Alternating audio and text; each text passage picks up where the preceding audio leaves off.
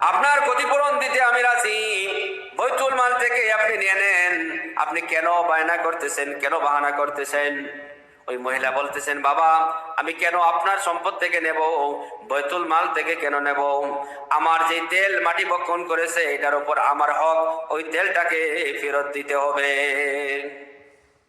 ওমর রাদিয়াল্লাহু তাআলা আনহু বললেন, চলো কোন জায়গার মাটি তোমার তেল বক্ষণ করেছে ওই জায়গাতে নিয়ে চল।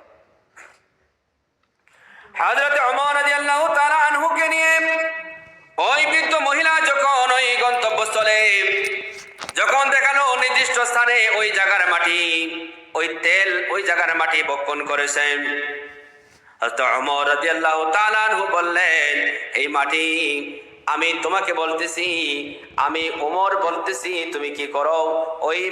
ওই মহিলার তেল তুমি যা বক্ষণ করেছো তোমার বুক থেকে তুমি ফেরত দাও। মাটির কথা শুনে নেই, মাটির কথা শুনে, মাটির কোনো আওয়াজ নাই, কোনো হরকত নাই, কোনো নড়াচড়া নাই। হযরত ওমর রাদিয়াল্লাহু তাআলা আনহু পরখ করে বললেন, আমি তোমার বিচার করব, যদি এক্ষুনি তুমি কিনা করো ওই মহিলার যেই তেল তুমি বক্ষণ করেছো, এক্ষুনি যদি তেল টুকুন ফেরত না দাও, তাহলে তোমার মধ্যে আমি একজন বেনামাজি, একজন আল্লাহর নাফরমানকে দাফন করে দেব। নাউজুবিল্লাহ। কি বলতেছে? একজন আল্লাহর নাফরমানকে তোমার মধ্যে এই স্থানে আমি দাফন করে দেব। আমি বলতেছিলাম, প্রিয় হাজিরিন, মাটি আল্লাহর কাছে ফরিয়াদ করে, আল্লাহ আপনার নেক বান্দাকে যেন আমার মধ্যে দাফন করা হয়, আপনার কোন গুনাহগার বান্দাকে যেন আমার মধ্যে দাফন না করা হয়। এই কথা বলার সাথে সাথে মাটি দেরি না করে সাথে সাথে জমিন থেকে মাটি, যেই রকম মাটি থেকে পানি বের হয়, সাথে সাথে এই জমিন থেকে তেল বের হতে শুরু করলো। সুবহানাল্লাহ। মাটি থেকে তেল বের হতে শুরু করলো এবং হযরত ওমর রাদিয়াল্লাহু তাআলা আনহু বললেন যে, মা তোমার তেল তুমি এখান থেকে সংগ্রহ করো, এটাই তোমার তেল। এটা গল্প শোনানোর জন্য বলা নয়, প্যারে হাজিরিন, বেনামাজিকে আল্লাহর নাফরমানকে জমিনের কোন মানুষ পছন্দ করে না। আর যখন মানুষ আল্লাহর কাছে প্রিয় হয়ে যায়, জমিনবাসী, আসমানবাসী, এমনকি জমিনের মাখলুকাত পর্যন্ত তাকে পছন্দ করে। সুবহানাল্লাহ। জোরে বলি সুবহানাল্লাহ। যখন বান্দা আল্লাহর কাছে প্রিয় হয়ে যায়, তখন মাখলুকাতের কাছে, আল্লাহর সৃষ্টির কাছে, সমস্ত মাখলুকাতের কাছে আল্লাহর ওই প্রিয় বান্দাটা মাহবুব হয়ে যায়, প্রিয় হয়ে যায়। সুবহানাল্লাহ। আউলিয়া কেরাম হইতেছে আল্লাহর বন্ধু। আউলিয়া কেরাম এই জমিনের ভিতরে যারা আল্লাহর নৈকট্য লাভ করেছেন, আল্লাহর প্রিয় মাহবুব বান্দা যারা হয়েছেন, এই সমস্ত মানুষের সম্মান কেন এত বেশি? তারা কি কারণে এত সম্মানিত হয়েছে? আজকে যে জায়গার মধ্যে আমরা এসেছি, বিশেষ করে কুতুবুল আকতাব, জুবদাতুল আরিফিন, পিরানে পীর শাহ সুফি সৈয়দ মোহাম্মদ মাদানী আল হুসাইনি রহমতুল্লাহ তাআলা আলাইহি এবং শাহ সুফি সৈয়দ আব্দুল হক মাদানী আল হুসাইনি রহমতুল্লাহ তাআলা আলাইহি, এই যে ইসালে সওয়াব মাহফিলে আল্লাহর প্রিয় বান্দা ইসালে সওয়াবকে কেন্দ্র করে এই যে মাহফিলে আমরা আসলাম, ওনারা কেমন আল্লাহর প্রিয় বান্দা ছিলেন, কিভাবে আল্লাহর নৈকট্যতা লাভ করলেন, ওলামায়ে কেরাম আমাদের সামনে ওনাদের জীবন বৃত্তান্ত আলোচনা দীর্ঘ সময় করে গেছেন, করছেন কিনা? তা আমরা আসার কারণ কি? আমি কোরআন আল কারীম থেকে আয়াতে কারিমা তিলাওয়াত করেছিলাম, আমরা যেন আল্লাহকে ভয় করি। কাকে ভয় করি? আল্লাহ পাক রব্বুল আলামিন কোরআন আল কারীমের ভিতরে ঘোষণা দিতেছেন, ইয়া আইয়ুহাল্লাযীনা আমানুত্তাকুল্লাহ। আল্লাহর প্রিয় বান্দাদের উদ্দেশ্যে, ঈমানদার কোনের উদ্দেশ্যে আল্লাহ পাক রব্বুল আলামিন বলতেছেন, আমরা যেন আল্লাহকে ভয় করি। কাকে? আল্লাহকে ভয় করা মানে কি? এক ব্যক্তি বলতেছে যে আল্লাহকে এত ভয় করি, আল্লাহর ভয়ে মসজিদে যাই না। এই ভয় কি ঠিক আছে?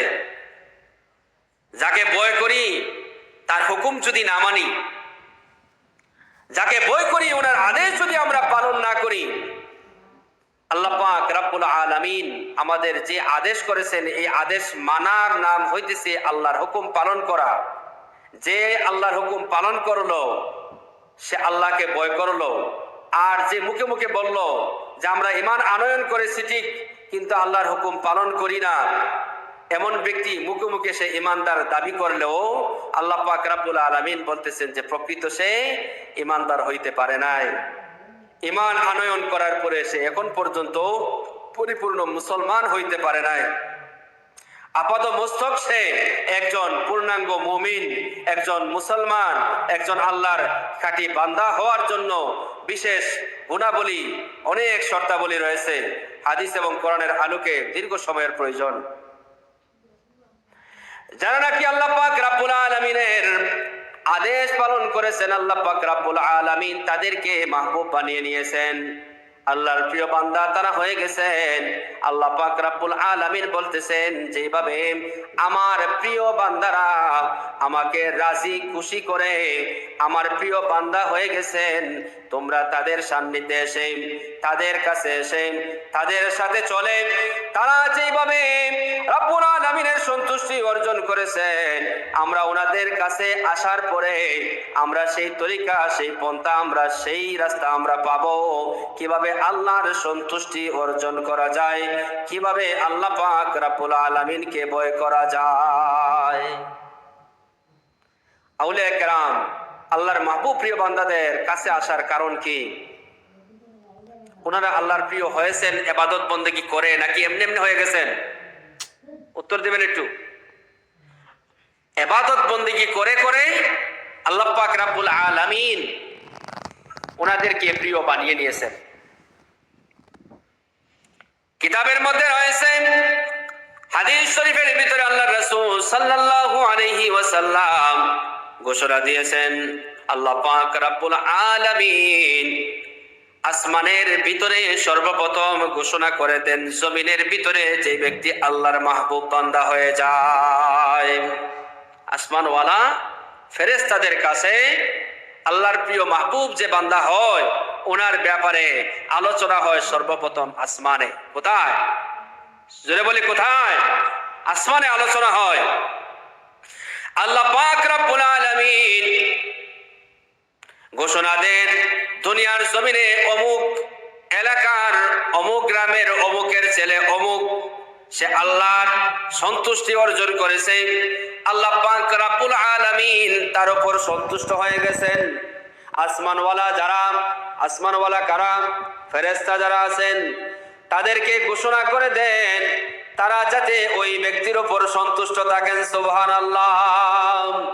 যে আল্লাহকে সন্তুষ্ট করে নিয়েছে, তো ফেরেশতা, জমিনওয়ালা, মানুষ, মাখলুকাত প্রত্যেকের কাছে এলান হয়ে যায়, ঘোষণা হয়ে যায়, অমুক ব্যক্তি অমুকের ছেলে অমুক, তার পরিচিতি সমস্ত কিছু এইরকম ঘোষণা হয়ে যায়। অমুক ব্যক্তিকে আল্লাহর প্রিয় বানিয়ে নিয়েছেন, মানুষ যাতে তাকে মহব্বত করে। যার কারণে দেখবেন আউলিয়া কেরাম আল্লাহর প্রিয় মাহবুব বান্দা যারা আছেন ওনাদের কাছে গেলে আমাদের অটোমেটিকলি আমাদের ভিতরে একটা শ্রদ্ধা, একটা মহব্বত কাজ করে কিনা? এটা আউলিয়া কেরামের একটা বৈশিষ্ট্য হইতেছে, ওনাদের সামনে গেলে আল্লাহর কথা স্মরণ হবে। কেননা ওনারা আল্লাহকে স্মরণ করতে করতে আল্লাহর প্রিয় বান্দা হয়ে গেছেন। জোরে বলি সুবহানাল্লাহ, জোরে বলি সুবহানাল্লাহ। আমরা সবাই ঘুম আসছে নাকি? আলহামদুলিল্লাহ। এত এত মানুষ, আমরা এই সমস্ত মজলিস ইসালের সওয়াবকে আমরা শুধুমাত্র এই সিন্নি খাওয়ার জন্য যাতে আমরা ব্যবহার না করি, আমাদের মাকসুদ যাতে শুধুমাত্র বছরে একটা দিন আমরা ইসালের সওয়াবের উদ্দেশ্যে এই মাহফিলগুলোতে আসার উদ্দেশ্য হইতেছে আমরা কত দিন, কত রাত্র, কত সময় আমাদের এমনি চলে যায়, ঠিক না বেটি? সুদূর ত্রিপুরা থেকে আসা, এই জায়গার ভিতরে দীর্ঘ সময় আলোচনা করা, সেই পর্যন্ত ইলম আমল আমার কাছে কোনোটাও নাই। শুধুমাত্র পুরানবাড়ি সাহেব কিবলার আদেশ রক্ষার্থে আপনাদের সামনে আমি বসেছি। আমি নগণ্য এক গুনাহগার বান্দা। আমি আর দীর্ঘ সময় আমি বেশি আলোচনাতে যাব না। আমি জানি আমার সামনে পরবর্তী সময় আরো সম্মানিত ওলামায়ে কেরাম আছেন, ওনারা আপনাদের সামনে কোরআন হাদিসের ইনশাআল্লাহ আরো সুন্দর আলোচনা নিয়ে আসবেন। তো আমি হাদিস শরীফ থেকে যে হাদিস তেলাওয়াত করেছিলাম, আল্লাহ রাসূল সাল্লাল্লাহু আলাইহি ওয়াসাল্লাম আহলে বায়তের ব্যাপারে, ওনাদের মর্যাদা সম্পর্কে, এই গুরুত্ব সম্পর্কে হাদিস শরীফের মধ্যে অসংখ্য হাদিস থেকে একটি হাদিস আমি তেলাওয়াত করেছিলাম। এমন একটি উদাহরণ, প্যারে নবীজি দুজানের সরদার, নবীদের নবী, ইমামুল আম্বিয়া, ইমামুল মুরসালিন, খাতামুন নবীন, আহমদে মুজতাবা, মুহাম্মদে মুস্তাফা সাল্লাল্লাহু আলাইহি ওয়াসাল্লাম যে হাদিস কান আমাদের সামনে রেখেছেন, এই হাদিসটি হইতেছে মাসালু আহলে বাইতি। আল্লাহ রাসূল সাল্লাল্লাহু আলাইহি ওয়াসাল্লাম নবীজির আহলে বায়তের মর্যাদা সম্পর্কে বলতেছেন, তার উদাহরণ দিতেছেন, মাসালু আহলে বাইতি কাসাফিনাতি নূহ। নূহ আলাইহিস সালামের কিস্তি সম্পর্কে আমরা সবাই শুনেছি, জানি কিনা? নূহ আলাইহিস সালামের নৌকা মহাপ্লাবন থেকে যখন ইমানদার বান্দাদেরকে আল্লাহ পাক রব্বুল আলামিন রক্ষা করবেন, বাঁচাবেন, আল্লাহ পাক রব্বুল আলামিন ওনার নবী হযরতে নূহ আলাইহিস সালামকে নৌকা বানানোর পদ্ধতি শিক্ষা দিলেন। নৌকা বানানো হলো, অনেক লম্বা ওয়াকিয়া, সেই দিকে আমি যাব না। আল্লাহ রাসূল সাল্লাল্লাহু আলাইহি ওয়াসাল্লাম বলতেছেন, মাসালু আহলি বাইতি কাসাফিনাতি নূহ, আমার আহলে বায়ত হইতেছে এমন যারা, যাদের সাথে উদাহরণ দেওয়া হয়েছে নূহ আলাইহিস সালামের কিস্তির মতো। কিস্তি মানে কি? নৌকা। সাফিনা, সাফিনা অর্থ কি? কিস্তি বা নৌকা। আহলে বাইত হইতেছে এমন একটি নৌকার নাম, এমন একটি সাফিনা, এমন একটি কিস্তির নাম, যে নাকি এই নৌকার ভিতরে, যেই নৌকার মধ্যে যারা সাওয়ার হয়েছে, যে নৌকাতে যারা ভ্রমণ করেছেন, এই নৌকাতে যারা আরোহণ করেছে, তারা নাজাত প্রাপ্ত হয়ে যাবে। সুবহানাল্লাহ। এমন একটি সময় আসবে, এমন একটি সময় আসবে, আল্লাহ রাসূল সাল্লাল্লাহু আলাইহি ওয়াসাল্লাম ভবিষ্যৎবাণী হাদিস শরীফের মধ্যে করেছেন, মানুষ সকালে ঈমান নিয়ে বের হবে, বিকালে এসে বেঈমান হয়ে যাবে। বিকালে এসে বেঈমান হবে, বিকালে তার ভিতরে ঈমান থাকবে, সকালে তার ভিতরে ঈমান থাকবে না। এই ক্ষণস্থায়ী, যেমন কচু পাতার পানির ভিতরে, কচু পাতার মধ্যে যে পানিটা থাকে, ওই পানির কোনো স্থায়িত্ব নাই। এটা কি 1 বছর পর্যন্ত থাকে নাকি?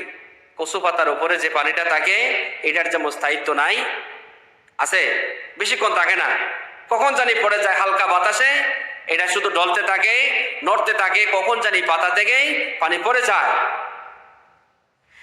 ঠিক তদ্রূপ মানুষের ঈমান হয়ে যাবে এরকম টালমাটাল, কখন জানি তার ভিতর থেকে ঈমান চলে যায়, ঈমান বের হয়ে যায়, এই ঈমান নামক দৌলত কখন জানি তার থেকে বিদায় হয়ে যায়। এমন একটি পরিস্থিতি, এমন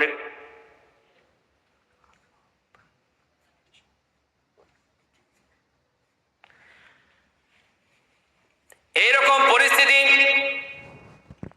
এরকম উম্মতের মধ্যে যখন দেখা দিবে, আরো বলতেছেন প্রিয় নবীজি সাল্লাল্লাহু আলাইহি ওয়াসাল্লাম, জ্বলন্ত কয়লা যখন মানুষের মধ্যে, মানুষের হাতের মধ্যে নেওয়াটা যেরকম কষ্টদায়ক, জ্বলন্ত কয়লা, জ্বলন্ত কয়লা বুঝেন, যেটা আগুন দিয়ে জ্বালানো হয়েছে, এখনো আগুন রয়েছে এটার ভিতরে, এই জ্বলন্ত দবদবে কয়লাটা হাতের মধ্যে নিতে যেই পরিমাণ কষ্ট অনুভব হবে, মানুষ ইমানের ভিতরে থাকাটা ঠিক তদ্রুপ কষ্টদায়ক হয়ে যাবে, একটা সময় জমিনের ভিতরে আসবে। এরকম পরিস্থিতি অনেক জায়গার ভিতরে আল্লাহ পাক আমাদের গুনাহের কারণে, আমাদের কারণে হয়তো এরকম ভাবে শুরু হয়ে গেছে। আল্লাহ পাক যেন সবাইকে হেফাজত করেন, বলে আমিন। প্যারে হাজিরিন, এমন একটি মুহূর্তে মানুষ যখন হেদায়েতের রাস্তা কোনটি পথ থেকে যখন নিজ নিজ জায়গা থেকে আহ্বান করবে, মানুষ নতুনের দিকে ছুটতে থাকে। মানুষ নতুনের দিকে ছুটতে থাকে। মানুষের অভ্যাস, ফিতরত হইতেছে, মানুষ সুন্দর কোনো জিনিস দেখলে ওই দিকে সে মানুষ ধাবিত হয়। সুন্দর নতুন কোনো চকচকে কোনো বিশিষ দেখলে ওইদিকে মানুষ ধাবিত হয়, অগ্রসর হয়। প্যারে হাজিরিন, যে হাদিসটি আমি বলতেছিলাম, প্যারে নবীজি সাল্লাল্লাহু আলাইহি ওয়াসাল্লাম বলতেছেন, এমন সময় কি হবে মানুষ যখন পথভ্রষ্ট হওয়ার উপক্রম হয়ে যাবে। মদিনা শরীফ থেকে ইসলামের প্রচার শুরু হয়েছিল, এমন একটি সময় হবে সাপ যেরকম তার গর্তের ভিতরে পুরা দিন সফর করে তার খাবারের তালাশ করে তার গন্তব্যে যেভাবে সে ফিরে আসে, ইসলাম ঠিক তদ্রূপ তার গন্তব্যে অর্থাৎ মদিনার দিকে প্রত্যাবর্তন করবে। এমন একটা সময় আসবে যে ইসলাম মদিনা থেকে শুরু হয়েছিল, পুরা পৃথিবীব্যাপী আল্লাহ পাক রব্বুল আলামিন ইসলামের এই ঝান্ডাকে বুলন্দ করেছেন, প্রচার করেছেন। পরিপূর্ণ দ্বীন হিসাবে ইসলামকে আল্লাহ পাক মনোনীত এবং কবুল করেছেন। এই ইসলাম, এই ধর্ম, কোরআন এবং হাদিসের এই যে মজমুআ এবং হেদায়েতের বাণী একসময় মদিনার থেকে শুরু হয়েছিল। কোথা থেকে? মদিনার থেকে। প্যারে আকা মুস্তাফা সাল্লাল্লাহু আলাইহি ওয়াসাল্লাম মদিনার থেকে শুরু করেছিলেন। এমন একটা সময় আসবে এই মদিনার দিকে আবার প্রত্যাবর্তন করবে। হয়তো আমরা দেখব না, সেই সময় আমাদের যত আমরা একদিন, 2 দিন, মাস, বছর যখন আমরা সামনের দিকে যাইতেছি, মানে ওই দিকে আমরা অগ্রসর হচ্ছি। প্যারে হাজিরিন, হাদিসটার সারাংশ হইতেছে যে নাকি আহলে বাইতের সাফিনার ভিতরে সেই নৌকা বা কিস্তির মধ্যে আরোহণ করবে, তারা নাজাত প্রাপ্ত হয়ে যাবে। মাররাকি বাহার নাজাম। আর যারা নাকি ওই আহলে বাইতের সফিনার মধ্যে, নৌকার মধ্যে যারা আরোহণ করবেন, তারা হয়ে যাবে নাজাত প্রাপ্ত। প্যারে নবীজি সাল্লাল্লাহু আলাইহি ওয়াসাল্লাম বলেছেন, হাদিস শরীফের মধ্যে রয়েছে, উলামায়ে কেরাম আমাদের সামনে এই সমস্ত বয়ান আমরা অহরহ শুনেছি। বনি ইসরাইল 72টা কাতারে 72টা দলে দলভুক্ত হয়েছিল। কতটা? 72টা। 72টা দল, উপদলে তারা বিভক্ত হয়েছিল। আমাদের নবীজি দুজানের সরদার রাহমাতাল লিল আলামিন সাল্লাল্লাহু আলাইহি ওয়াসাল্লাম বলেছেন, আমার উম্মত হয়ে যাবে 73টা দল। কতটা? বনি ইসরাইল হয়েছিল 72, আর আমাদের নবীজির উম্মত যারা আছেন, আমরা যারা আছি এবং কিয়ামত পর্যন্ত আনেওয়ালা উম্মতের ভিতরে দল সংখ্যা কত হবে? 73। এর ভিতরে নাজি হবে একটি মাত্র দল। নাজি হবে নাজাত প্রাপ্ত, হেদায়েত প্রাপ্ত, আল্লাহর প্রিয় মাহবুবের তরিকা অনুযায়ী চলনেওয়ালা একটি মাত্র দল হইতেছে নাজি। এই হাদিসের মধ্যে পাওয়া যায় মাররাকি বাহা নাজা, যারা নাকি আহলে বাইতের সফিনার ভিতরে যারা আরোহণ করবে তারা নাজাত প্রাপ্ত, হেদায়েত প্রাপ্ত হয়ে যাবেন। সুবহানাল্লাহ। আমান তাখাল্লাফা আনহা গরক। আর যারা তাদের পথ মত আহলে বায়াতের বিরোধিতা, এই সাফিনার বাহিরে যারা চলবে, তারা কি হবে? ধ্বংস হয়ে যাবে। তারা কি হবে? তারা ধ্বংসপ্রাপ্ত হয়ে যাবে। তো আমরা আল্লাহর শুকর গুজার এই কারণে হব, শুকরিয়া এই কারণে আদায় করব, আমরা আমাদের প্রিয় নবীজি সাল্লাল্লাহু আলাইহি ওয়াসাল্লামের জবান আমরা পাই নাই। নবীজিকে আমরা দেখার মতো সেই সৌভাগ্য আমাদের নসিব হয় নাই। আহলে বায়াতের সাহাবায়ে কেরাম, তাবিঈন, তবে তাবিঈন, আল্লাহর নবীজি সাল্লাল্লাহু আলাইহি ওয়াসাল্লামের সঙ্গী সাথী যারা সচক্ষে নবীজিকে দেখেছেন, ওনাদেরকে আমাদের দেখা আমাদের নসিবে হয় নাই। কিন্তু আল্লাহ পাকের শুকরিয়া আদায় করি, আমরা আসাম রাজ্যে থেকে এই এলাকাতেও আমরা আসলে, বিশেষ করে উজান্ডির জমিনে আমরা যখন আমাদের পুরানবাড়ি সাহেব কিবলা এবং নয়াবাড়ি সাহেব কিবলা, আওলাদে রসুল, নবীজির খানদানের সামনে যখন আমরা বসি, তখন আমাদের দিলের ভিতরে একটা সুকুনিয়ত, একটা শান্তি আমরা মেহসুস করি, আমরা অনুধাবন করি। ঠিক না বেটি? ঠিক না বেটি? আল্লাহ পাক রব্বুল আলামিন আমাদের পুরানবাড়ি সাহেব কিবলার সেহত, তন্দুরুস্তি এবং হায়াতের ভিতরে যেন বরকত দান করে, সবাই বলি আমিন। আমাদের নতুন বাড়ি সাহেব কিবলা মাদ্রাসাহুল আলীর হায়াতের মধ্যে যেন বরকত দান করে, সবাই বলি আল্লাহুম্মা আমিন। প্যারে হাজিরিন,